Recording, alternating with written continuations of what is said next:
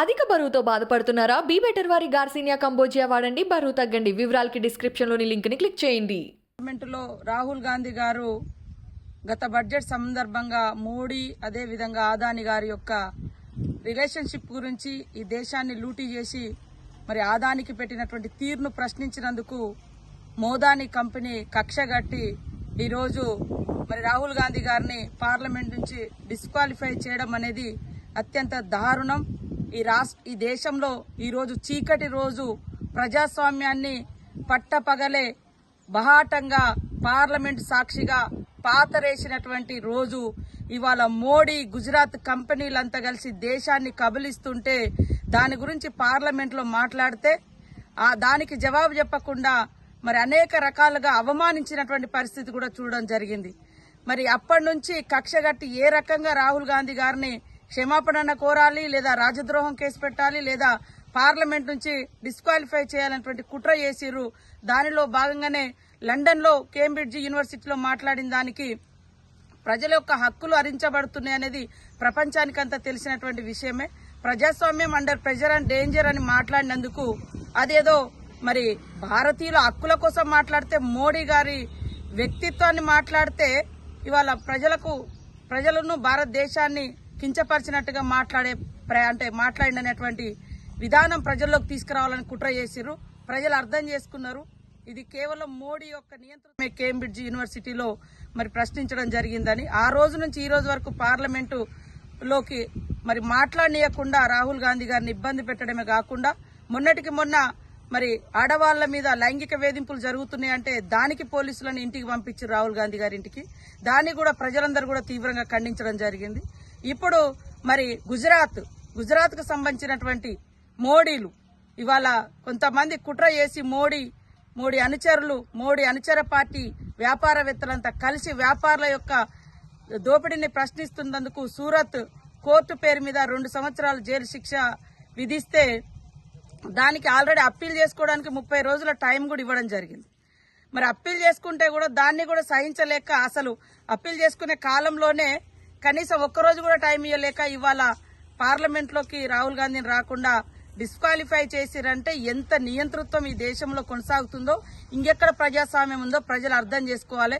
ప్రశ్నించే గొంతులు నీతిగా నిజాయితీగా ఈ దేశం కోసం పాటుపడుతున్నటువంటి వ్యక్తి రాహుల్ గాంధీ గారు. ఇవాళ ఇందిరాగాంధీ గారు దేశం కోసం ప్రాణత్యాగం చేసింది, అదేవిధంగా రాజీవ్ గాంధీ గారు చేయడం జరిగింది. స్వతంత్రం కోసం మరి నెహ్రూ గారు అదేవిధంగా గాంధీ గారు సంవత్సరాల తరబడి మరి పోరాటం చేసి జైలు జీవితాలు అనుభవించి ఇవాళ స్వతంత్రం తీసుకొస్తే ఈ గడ్డ మీద కూసున్నది గాడ్సే వారసులు ఇవాళ గాంధీ పేరు కూడా వినపడనీయకుండా చేయాలన్నటువంటి కుట్రతోటే నిన్నటిదాకా మరి ఒక దిక్కు కోర్టు పేరు మీద 2 సంవత్సరాల జైలు శిక్ష విధిస్తే దానికి ఆల్రెడీ అప్పీల్ చేసుకోవడానికి 30 రోజుల టైం కూడా ఇవ్వడం జరిగింది. మరి అప్పీల్ చేసుకుంటే కూడా దాన్ని కూడా సహించలేక అసలు అప్పీల్ చేసుకునే కాలంలోనే కనీసం ఒక్కరోజు కూడా టైం ఇవ్వలేక ఇవాళ పార్లమెంట్ లోకి రాహుల్ గాంధీని రాకుండా డిస్క్వాలిఫై చేసిరంటే ఎంత నియంతృత్వం ఈ దేశంలో కొనసాగుతుందో, ఇంకెక్కడ ప్రజాస్వామ్యం ఉందో ప్రజలు అర్థం చేసుకోవాలి. ప్రశ్నించే గొంతులు నీతిగా నిజాయితీగా ఈ దేశం కోసం పాటుపడుతున్నటువంటి వ్యక్తి రాహుల్ గాంధీ గారు. ఇవాళ ఇందిరాగాంధీ గారు దేశం కోసం ప్రాణత్యాగం చేసింది, అదేవిధంగా రాజీవ్ గాంధీ గారు చేయడం జరిగింది. స్వతంత్రం కోసం మరి నెహ్రూ గారు అదేవిధంగా గాంధీ గారు సంవత్సరాల తరబడి మరి పోరాటం చేసి జైలు జీవితాలు అనుభవించి ఇవాళ స్వతంత్రం తీసుకొస్తే ఈ గడ్డ మీద కూసున్నది గాడ్సే వారసులు ఇవాళ గాంధీ పేరు కూడా వినపడనీయకుండా చేయాలన్నటువంటి కుట్రతోటే నిన్నటిదాకా మరి ఒక దిక్కు సారీ చెప్పాలని, క్షమాపణ చెప్పాలని, లేదా రాజద్రోహం కేసు పెడతామని ఈ రోజేమో పార్లమెంటు నుంచే డిస్క్వాలిఫై చేయడం అంటే ప్రశ్నించే గొంతులు పార్లమెంట్ లో లేకుండా ప్రజాస్వామ్యానికి పాతరేసినటువంటి చీకటి రోజు ఈ మోదీ యొక్క స్వామ్యానికి, నియంతృత్వానికి, నిరంకుశానికి ఇదొక నిదర్శనం. ప్రజాస్వామిక వాదులు భారతదేశ ప్రజలందరూ కూడా రాహుల్ గాంధీ గారి పక్షాన నిలబడాలని పేరున కోరుకుంటూ ఇలాంటి చీకటి స్వామ్యాన్ని, ఈ యొక్క నియంతృత్వాన్ని, ఈ యొక్క కార్పొరేట్ కంపెనీల కాళ్లు మొక్కుతున్నటువంటి మోడీ ప్రభుత్వ విధానాలను ప్రతి ఒక్కరు కూడా ఖండించాలని కోరుకుంటా ఉన్నాం. అందరికీ నమస్కారాలు. ఎవరి తరం కాదనేది ఎంత నిజమో రాహుల్ గాంధీ గారు కూడా దేశం కోసం, దేశ ప్రజల హక్కుల కోసం, ప్రజల యొక్క గొంతును, వాయిస్లెస్ పీపుల్ కోసం తన యొక్క గొంతునిచ్చి ఆపడం కూడా మీ తరం కాదు. ఇలాంటి కేసులు, జైళ్లు, బెదిరింపులు, ఎదిరింపులు, ప్రాణాలను సైతం లెక్క చేయకుండా పోరాటం చేసినటువంటి కుటుంబం అది. వాళ్ళ స్వతంత్రం కోసం పోరాటం చేసిన కుటుంబాలు, స్వతంత్రం కోసం ఏళ్ల తరబడి జైలు జీవితాన్ని అనుభవించారు. వాళ్ళకు ఉన్నటువంటి సొంత ఆస్తులు వేల కోట్ల రూపాయలు కూడా స్వతంత్ర ఉద్యమానికి దారబోసారు. ఇందిరమ్మ తన ప్రాణాలను ఇచ్చింది. రాజీవ్ గాంధీ కూడా ఈ దేశం కోసం ప్రాణాలు అర్పించారు. అప్పటి వరకు వాళ్ళు ఇప్పటి వరకు ప్రధానమంత్రి సీట్లో లేరు. దాదాపు 35 సంవత్సరాలుగా వస్తుంది. ఇవాళ మీరు 9 సంవత్సరాల కాలంలోనే ఒక మోడీలు, ఆదానీలు ఇన్ని లక్షల కోట్లు సంపాదించారు. కానీ వాళ్ళు 50 ఏళ్లలో ప్రజల దగ్గర దోచుకోలేదు. ప్రజల ఆస్తులను కూడా పెట్టిరు. ప్రజలకు ప్రభుత్వ రంగ కంపెనీలు తీసుకొచ్చిరు. సింగరేన్ లాంటి సంస్థలు వచ్చినాయి, బిహెచ్ఎల్ లాంటి సంస్థలు వచ్చినాయి, రైల్వేలు, ఎయిర్పోర్ట్లు, షిప్పింగ్లు ఇవన్నీ కూడా మీరు మరి మీ దోస్తులకు దోచిపెడుతున్నారు. ఇది ప్రజలకు నష్టం. కొంతమంది యూత్ ఇలాంటి విషయాలు అర్థం చేసుకోకుండా తమ భవిష్యత్తు మరి గంగపాలు చేసి వాళ్ళ ఆదాని ఆస్తులను పెంచుతుంటే వీటి మీద ప్రశ్నించకుండా మరి డైవర్ట్ అవుతున్నటువంటి విషయాన్ని కూడా దృష్టిలో పెట్టుకుని రాహుల్ గాంధీ గారి మీద చేస్తున్నటువంటి కక్ష సాధింపు చర్యలు మోడీ ప్రభుత్వం మానుకోవాలి. ఏదైతే హిడెన్బర్గ్ చెప్పిందో ఆదాని ఆస్తులకు సంబంధించి పార్లమెంటరీ జాయింట్ కమిటీ వేయాలి, విచారణ జరిపించాలి. సొంత ఆస్తులు వేల కోట్ల రూపాయలు కూడా స్వతంత్ర ఉద్యమానికి దారబోసారు. ఇందిరమ్మ తన ప్రాణాలను ఇచ్చింది. రాజీవ్ గాంధీ కూడా ఈ దేశం కోసం ప్రాణాలు అర్పించారు. అప్పటి వరకు వాళ్ళు ఇప్పటి వరకు ప్రధానమంత్రి సీట్లో లేరు. దాదాపు 35 సంవత్సరాలుగా వస్తుంది. ఇవాళ మీరు 9 సంవత్సరాల కాలంలోనే ఒక మోడీలు, ఆదానీలు ఇన్ని లక్షల కోట్లు సంపాదించారు. కానీ వాళ్ళు 50 ఏళ్లలో ప్రజల దగ్గర దోచుకోలేదు. ప్రజల ఆస్తులను కూడా పెట్టిరు. ప్రజలకు ప్రభుత్వ రంగ కంపెనీలు తీసుకొచ్చిరు. సింగరేన్ లాంటి సంస్థలు వచ్చినాయి, బిహెచ్ఎల్ లాంటి సంస్థలు వచ్చినాయి, రైల్వేలు, ఎయిర్పోర్ట్లు, షిప్పింగ్లు ఇవన్నీ కూడా మీరు మరి మీ దోస్తులకు దోచిపెడుతున్నారు. ఇది ప్రజలకు నష్టం. కొంతమంది యూత్ ఇలాంటి విషయాలు అర్థం చేసుకోకుండా తమ భవిష్యత్తు మరి గంగపాలు చేసి వాళ్ళ ఆదాని ఆస్తులను పెంచుతుంటే వీటి మీద ప్రశ్నించకుండా మరి డైవర్ట్ అవుతున్నటువంటి విషయాన్ని కూడా దృష్టిలో పెట్టుకుని రాహుల్ గాంధీ గారి మీద చేస్తున్నటువంటి కక్ష సాధింపు చర్యలు మోడీ ప్రభుత్వం మానుకోవాలి.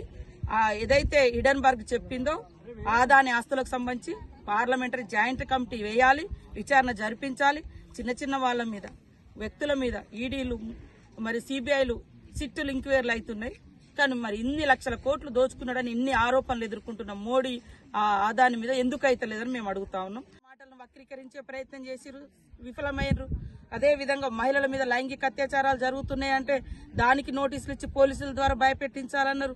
ఇప్పుడు సాక్షాత్ కోర్టులను కూడా మేనేజ్ చేసేటువంటి పరిస్థితి. ఇవాళ కోర్టులు అంటే మాకు గౌరవం ఉన్నది. కానీ బీజేపీ ప్రభుత్వం వచ్చిన కాంచి కోర్టులు, ఎలక్షన్ కమిషన్లు, ఈడీలు, సిబిఐలు అన్ని కూడా అన్ని వ్యవస్థలు తన గుప్పిట్లో పెట్టుకుని తన తీర్పునే, బీజేపీ తీర్పును ఈ వివిధ సంస్థల ద్వారా, వ్యవస్థల ద్వారా వ్యక్తపరిచి తీర్పులు చెప్పించి మరి ప్రజాస్వామ్యాన్ని కూని చేస్తా ఉన్నారు. దీనికి ప్రత్యక్ష రూపం ఇవాళ రాహుల్ గాంధీ గారు. అదే అన్న పెద్ద తప్ప మోడీ గారు ఇప్పుడు కనబడుతుంది కదా, 12 లక్షల కోట్లు ఆదానికి ఎట్లొచ్చినాయి. ఈ దేశంలో ప్రజల యొక్క ఆర్థిక వ్యవస్థ మారలే. అందరూ కూడా కునారిల్లిపోతున్నారు. ఆకలి చావులలో నెంబర్ 1కు వస్తున్నారు. అదే విధంగా మరి ప్రశ్నించే ప్రజా జీవన విధానం కూడా దిగజారిపోయింది. ఆఫ్ఘనిస్తాన్ తో పాకిస్తాన్ కంటే కూడా మనం దిగజారిపోయినటువంటి పరిస్థితి వ్యవస్థ తీసుకొచ్చి మొత్తం సంపద అంతా వాళ్ళకి దోషపెడుతున్నారు. దాంట్లో మోడీ కంపెనీ ఉంది అనేది లోకం కోడైకూస్తుంది. ఎవరు బయటికి తీస్తే వాళ్ళ మీద కేసులు పెడుతున్నారు. మొన్న బీబీసీ వాళ్ళు తీస్తే, ఇప్పుడు హిడెన్బర్గ్ వాళ్ళు తీస్తే, అట్లా మీరు యంత్రాంగం మొత్తం మీ పోలీసు యంత్రాంగం మీ వ్యవస్థనంతా కూడా ప్రజాస్వామ్య వ్యవస్థను కూడి చేస్తున్నారు. దానికి ప్రత్యక్ష ఉదాహరణ రాహుల్ గాంధీ గారిని టార్గెట్ చేయడం. మేము ఒకటే చెప్తున్నాం, తూర్పున ఉదయించే సూర్యుని ఈ అరచేయి అడ్డం పెట్టి లేదా మీరు అన్ని వ్యవస్థలను విధ్వంసం చేసి మీ బలగాలను మోహరించి తన తండ్రి ద్వారా, సాక్షాత్తు తండ్రి ద్వారా ఎలాంటి వేధింపులకు గురైందో చెప్పుకున్నది. సిగ్గనిపించట్లే ఇట్లాంటి అన్ని అంటే ఈరోజు ఎట్లాంటి సమాజంలో ఉన్నాయి. నిన్నగాక మొన్న ఎంతో మంది మహిళలు అత్యాచారాలకు గురై చంపబడి మీరు అత్యాచారాలు చేసిన వాళ్ళని కాపాడుతున్నారు. బల్కినో కేసులో చూస్తున్నాం, గుజరాత్ లో 3-5 నెలల గర్భిణి అత్యంత దారుణంగా పొడిచి పిల్లల్ని చంపి భర్తను చంపి ఎట్లా చేశారని ఇవన్నీ మాట్లాడితే ఆయన మీద పోలీసులు పోయి నోటీసులు ఇచ్చారు. రాహుల్ గాంధీ గారి మీద మహిళల మీద అత్యాచారాలు జరుగుతున్నాయని మహిళలు చెప్పారు నాతో అని అన్నందుకే వివరాలు చెప్పాను. వివరాలు చెప్తే ఏడ పరిష్కరించారు, ఎవరికి జైలు శిక్ష విధించారు, ఎవరిని ఉరిశిక్ష విధించారు. అదే కాకుండా నిన్నటికి నిన్న 2 సంవత్సరాలు జైలు శిక్ష. అవును, మోడీ అనే పేరున్న దురదృష్టమో అదృష్టమో ఈ రకంగా ఉంది వ్యవస్థ, అలాగే ఎందుకు ఇట్లా వచ్చిందని చెప్తే దాని మీద 2 సంవత్సరాలు జైలు శిక్ష అంట. పార్లమెంట్ లో మెంబర్ గా కాకుండా డిస్క్వాలిఫై చేస్తారంట. అంటే ప్రశ్నించే గొంతులను చూసి ఎంత ఈ బీజేపీ ప్రభుత్వం భయపడుతుంది. మోడీ దోచుకోవడానికి అడ్డుకుంటున్నటువంటి రాహుల్ గాంధీ గారిని అడ్డుకోవడం కోసం, పార్లమెంట్లో బయట అడ్డుకోవడం కోసం ఎన్ని కుట్రలు చేస్తుందో. మొన్నటికి మొన్న భారత్ జోడో యాత్రను అడ్డుకునే ప్రయత్నం చేశారు, మరి లండన్ లో మాట్లాడిన మాటలను వక్రీకరించే ప్రయత్నం చేసిరు, విఫలమైనరు. అదే విధంగా మహిళల మీద లైంగిక అత్యాచారాలు జరుగుతున్నాయంటే దానికి నోటీసులు ఇచ్చి పోలీసుల ద్వారా భయపెట్టించాలన్నారు. ఇప్పుడు సాక్షాత్ కోర్టులను కూడా మేనేజ్ చేసేటువంటి పరిస్థితి. అధిక బరువుతో బాధపడుతున్నారా? బీ బెటర్ వారి గార్సినియా కంబోజియా వాడండి, బరువు తగ్గండి. వివరాలకి డిస్క్రిప్షన్లోని లింక్ని క్లిక్ చేయండి.